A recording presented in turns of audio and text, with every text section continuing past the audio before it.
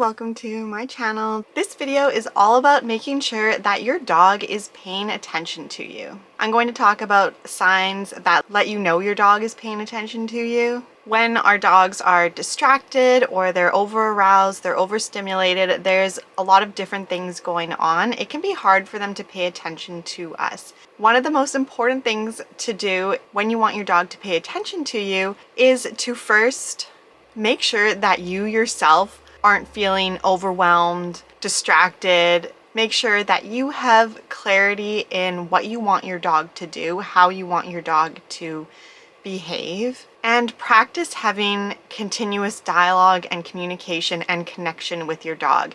You need to always have this connection so that when you get into situations that may be a little more challenging for you and your dog, or where your dog is feeling anxious or too excited and is often distracted, you have already built this trust, this communication, and this consistent dialogue where your dog looks to you for advice on how to act and how to behave. Dogs will clue into our own emotions to get insight into how to judge or assess the situation that they're in. So you need to make sure that your emotions are in check and that you are feeling confident and capable to handle the situation, especially when you're in challenging situations or when your dog is acting in a way that may be overwhelming or frustrating for you. You may wonder if your dog is just ignoring you, if they understand what they should be doing, but they're ignoring or choosing not to. There are some visual clues that you can use to determine if your dog is ignoring you or if your dog doesn't understand what they need to do. So, of course, dogs use their ears to hear us. There are a lot of muscles in a dog's ears, so a dog's ear can turn in different directions. It can stand up or it can flop down. Each ear can also move independently on its own in different directions. Even when your dog is sleeping or relaxing, or when you think it's really quiet, our dogs are always listening. And of course, dogs can hear a lot more than we can. Some working dogs and herding dogs, they tend to have better hearing than other dogs because of the type of work that they do, and they may be more in tune with sounds in their environment. Dogs also use their ears to express emotions. You can use the position of their ears for cues into how they're feeling or how they may react. And you can tell how much attention your dog is paying to you by looking at their ears to see if they're really listening. If a dog's ears are standing up straight and they're facing forward, your dog is paying attention. They're engaged, they're listening. If your dog's ears are pulled back slightly, your dog is in a friendly mood. They're not super on alert, but they're just relaxed, friendly. But if they're pulled far back, pulled tightly back, and often laying flat on the head, this is a dog that is fearful. Something else that's really interesting about a dog's ear is that they actually use their ears for balance. This is why it's really important to make sure that your dog has clean ears, that you're taking care of their ears, and that if they have an ear infection, you address it early. Sometimes if a dog has an ear infection, they can actually lose their balance, and dogs actually will tilt their head to the side to pick up a frequency or a sound to hear something better. They hear sounds, frequencies that us humans cannot hear. Dogs are actually really good at filtering out sounds, so they can ignore some sounds and stay alert for other sounds. So of course we want our dog to be able to stay alert to the sound of our voice. But that also means that they can easily tune out our voice.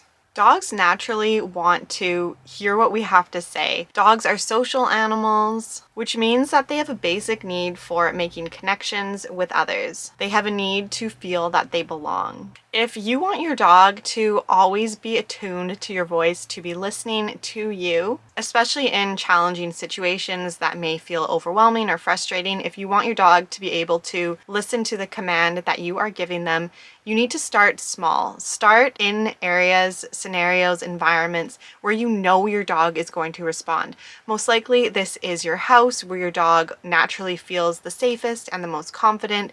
And when there are not a lot of distractions or the environment is very familiar and normal And over time, expand your area. Move maybe to the backyard and then move to the local park and then maybe a friend's house, and get your dog comfortable and listening to you, tuning into your voice in all these areas. You can do this by calling your dog's name, but only doing it if you're about 95% sure that your dog will respond. If you call your dog's name when you know that they most likely won't respond, won't hear you, won't come to you, won't look at you, it's better not to call your dog at all than to call their name. Or if you have to repeat their name multiple times, it's better to call their name once and then wait for them to respond. And if they don't respond, you need to do something else to get their attention. When we ask our dogs to do something many times in a row, they can easily just tune out our voice, and we never want them to get in the habit of tuning out our voice. Usually when we give commands or when we call them to us or when we say their name, we want to just do it once. And that means starting small and making sure that your dog gets in the habit and the routine of responding to you before you take your dog in a situation where you're not 95% sure that your dog is going to respond. The more you do this in smaller areas where your dog is confident, feels safe, where there aren't as many distractions, the more likely you will be able to have your dog respond and listen to you in areas where there is chaos, distractions, overstimulation, excitement, lots going on. You really need to set your dog up for success. Don't ask them to do something or respond to you if you aren't 95% sure that they will. This may mean that while your dog is learning to listen to your voice and respond to you, you can't take them off leash to dog parks, or there are other certain activities or environments that you can't do with them.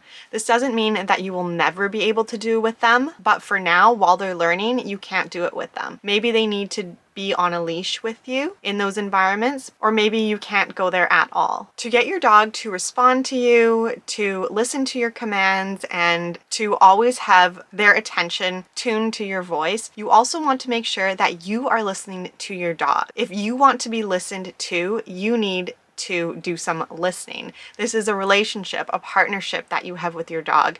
And the more that you understand there are two ways of communication, your dog is communicating with you and they want you to listen just as much as you want them to listen to you. So what is your dog trying to tell you? Get to be really familiar with dog body language, how your dog is communicating to you. Get to really understand the personality of your dog. Not all dogs are different. What activities does your dog like? How does your dog like to play? And make sure that you are understanding and listening to your dog when your dog is anxious or fearful or stressed or overwhelmed.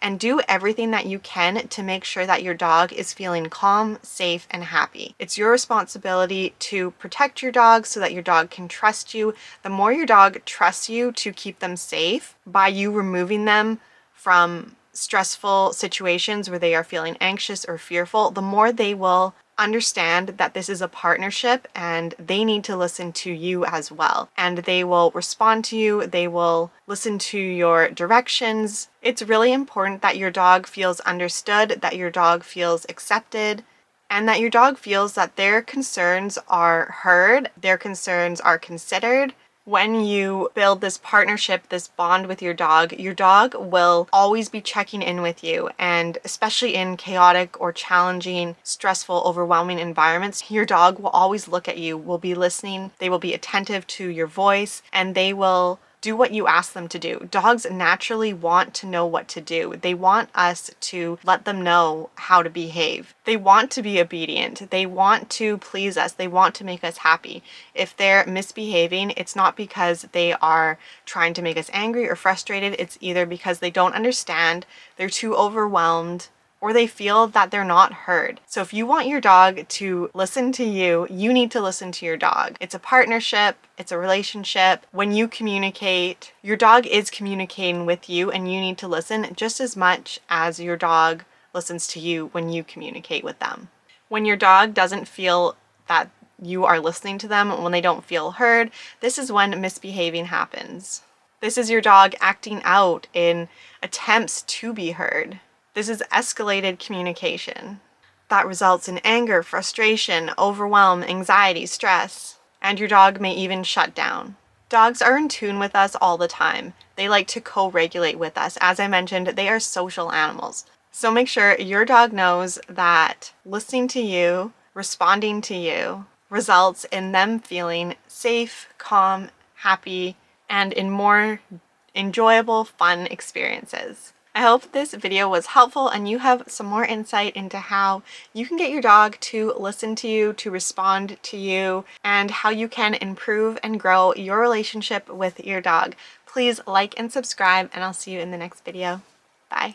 Pets are more than just animals. They are spiritual beings with unique personalities and energies. Do you love your dog and want to live in harmony with your dog while understanding their needs and emotions? Instead of feeling frustrated or overwhelmed by your dog's behavior, improve your relationship with your dog and help them heal from any physical, mental, or emotional issues. I offer a unique combination of positive reinforcement training methods with energy healing techniques, animal communication, and tarot. Receive a personalized action plan created by a certified dog trainer and animal communicator. This package is perfect for anyone who wants to enhance and enchant their life with their dog. Don't miss this opportunity to get this amazing package. Apply now and get ready to create a magical relationship with your dog.